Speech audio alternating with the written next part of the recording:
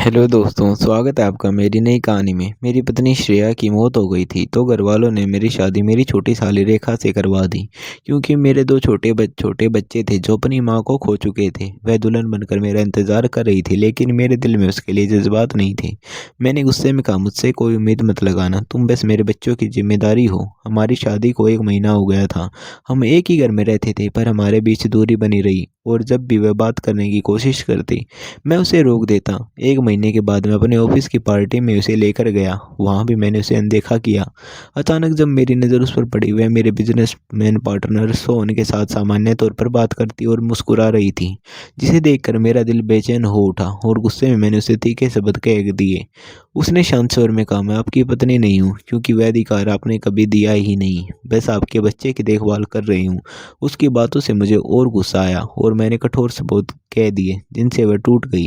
घर लौटकर देखा, वह ठंड में बाहर बैठी थी। जब मैंने अंदर आने को कहा तो उसने कहा, मुझे अकेला छोड़ दीजिए दीपक, मैं जीऊँ या न जीऊँ इससे आपको फर्क नहीं पड़ता। उसकी ठंडी आवाज़ ने मेरा मन भारी हो गया और मैं चुपचाप अपने कमरे में चला गया। रात भर मुझे नींद नहीं आई।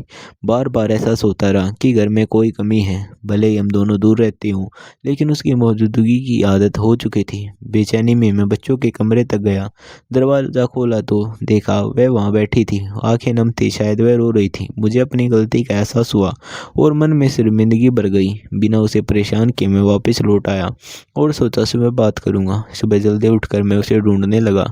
वह कमरे में नहीं मिली तो दिल घबरा गया। बाहर निकला तो देखा रेखा बच्चों के साथ लॉन में चादर बिछाकर बैठी थी, खिलखिलाकर हंस रही थी जैसे कोई पिकनिक मना रही हो। मैंने घड़ी देखी तो 7:30 बज रहे थे। मैं अभी जाकर बच्चों के सामने बैठ गया और मन ही मन उम्मीद करने लगा कि रेखा मुझे नाश्ता देगी, लेकिन उसने पहले बच्चों को खिलाया, फिर खुद खाना खाया और बच्चों को लेकर वहाँ से चली गई और मैं बेवकूफ़ की तरह वहाँ बैठा रह गया। उसने मेरे लिए कुछ भी नहीं बनाया।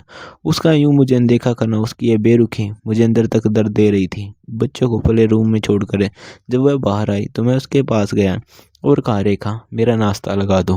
म- उसने रूखे अंदाज में जवाब नहीं दिया, मैं तुम्हारी कोई नौकरानी नहीं हूँ। यहाँ बच्चों की देखभाल के लिए सुनीता है। मुझे नहीं लगता मेरा यहाँ कोई काम है। तुम मुझे तलाक दे दो ताकि मैं अपनी ज़िंदगी फिर से शुरू कर सकूं। मुझे भी खुश रहने का हक है दीपक, और मुझे तुम्हारी संपत्ति से कोई मतलब नहीं है। यह कहकर उसने नफरत भरी नज़र से मुझे देखा और वहाँ से चली गई। मैं अपना सिर पकड़कर वहीं बैठ गया।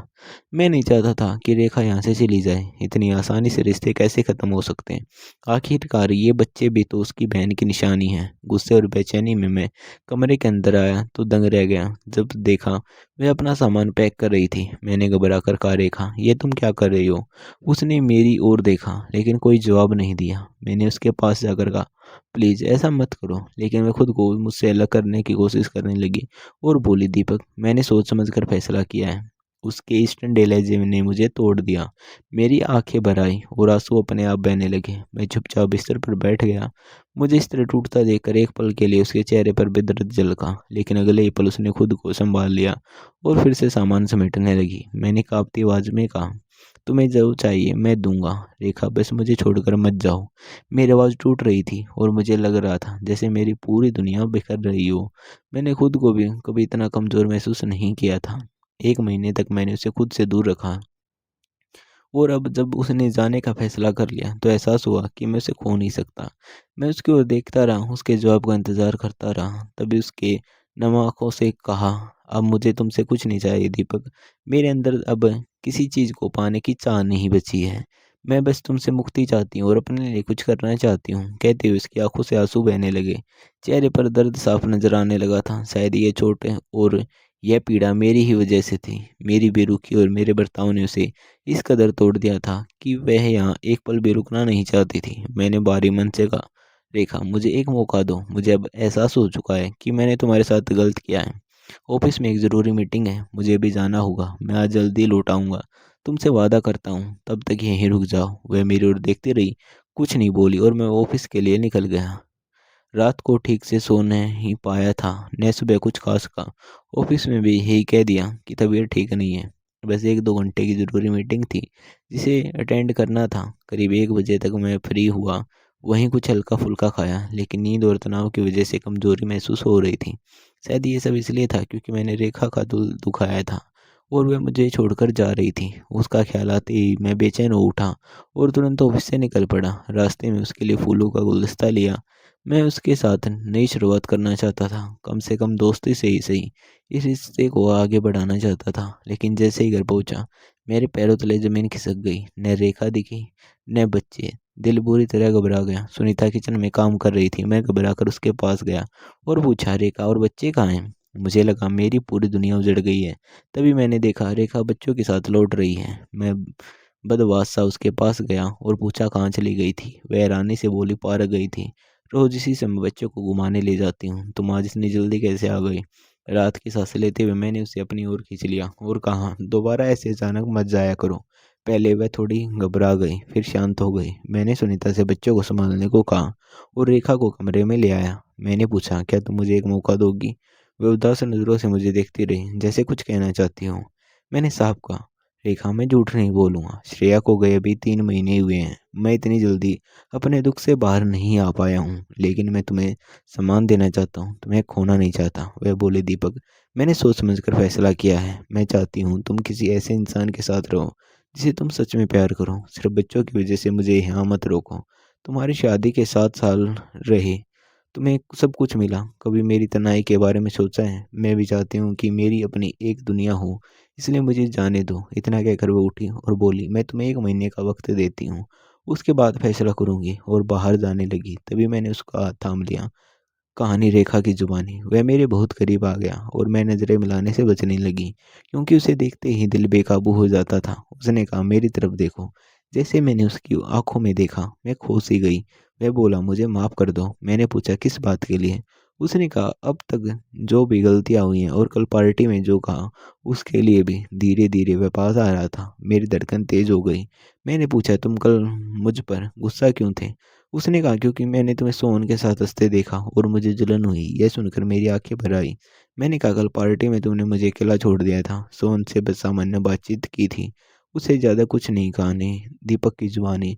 उस पर मुझे समझ आया कि मैं उससे दूर नहीं रह सकती, लेकिन हालत और रिश्तों की जिम्मेदारी मुझे रोक रही थी। कहानी रेखा की जुबानी।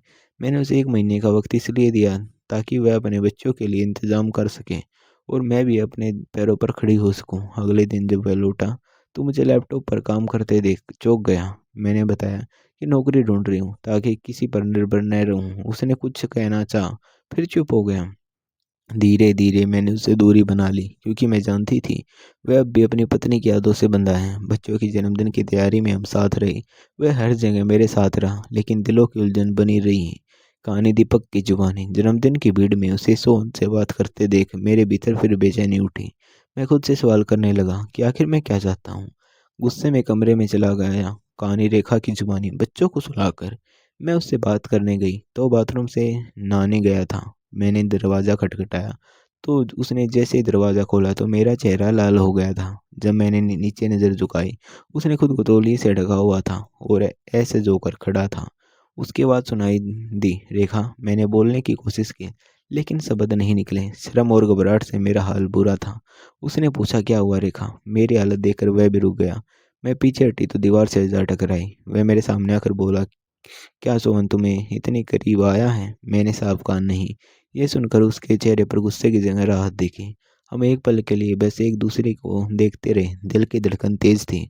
उसने मेरे बालों को हल्के से छुआ और कहा, जवाब दो मुझे। मैंने फिर से कहा, नहीं। उस पल हमारी आंखें मिली, लेकिन अगले ही पल उसे होश आया। वह पीछे हटा और बोला, यहाँ से जाओ रेखा।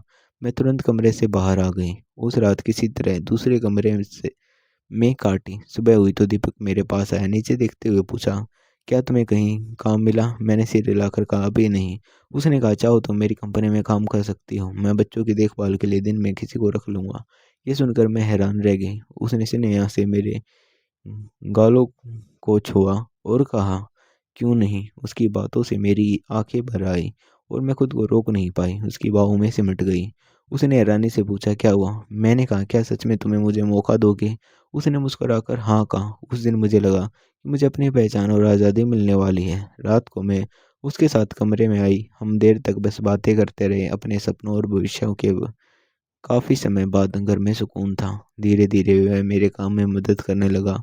बच्चों और जिम्मेदारियों की बातें होती रहीं। वक्त बीतता गया लेकिन हमारे बीच एक सीमा बनी रही। मुझे महसूस होने लगा कि वह खुद को रोक रहा है।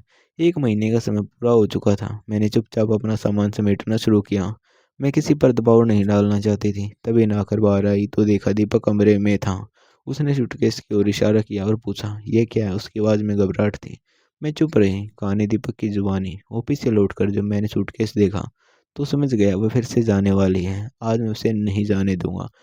मैंने खुद को संभालते हुए कहा, रेखा तुम जा नहीं रही हो। वह डरी हुई थी लेकिन मैंने साफ कहा, मैं तुम्हें खोना नहीं चाहता। मैं खुद को रोकता रहा क्योंकि हालत और रिश्ते की जिम्मेदारी समझता था। लेकिन अब सच कह रहा हूँ, तुम्हें मेरे लिए बहुत मायने रखती हो। वह चुप रही। फिर बोली, क्या तुम सच में मुझे अपनाना चाहते हो? मैंने कहा, हाँ, पूरे सम्मान के साथ। वह मेरी बाहों में आ गई। कहानी रेखा की जुबानी। उसकी बातों में सच्चाई थी। मैंने कहा, मुझे नहीं पता था तुम्हारे भीतर इतना संवेदनशील इंसान है। क्या तुम मुझे अपने जीवन साथी के रूप में अपनाओगे? उसने मुस्कुराकर कहा, हाँ।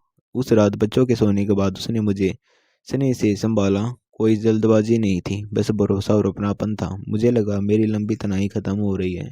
कुछ ही समय बाद हमने नई शुरुआत की और अपने रिश्ते को पूरे सम्मान और समझदारी के साथ आगे बढ़ाया। मेरे लिए यह सब किसी सपने जैसा था। मैंने कभी नहीं सोचा था कि मेरी बहन का पति, जिसने मुझे नहीं चुना था बल्कि मेरे बहन को अपना जीवन साथी बनाया था, वही इंसान एक दिन मेरा पति बनेगा और उससे बढ़कर मेरा सबसे अच्छा दोस्त बनेगा, जिसने मुझे समझा, मुझे संभाला और बिना किसी शर्त के मुझे अपनाया। यह रिश्ता दर्द से शुरू हुआ था लेकिन भरोसे और सम्मान पर आकर ठहर गया। दोस्तों, कहानी कैसी लगी कमेंट करके ज़रूर बताना और हमारे चैनल को सब्सक्राइब ज़रूर कर लेना दोस्तों।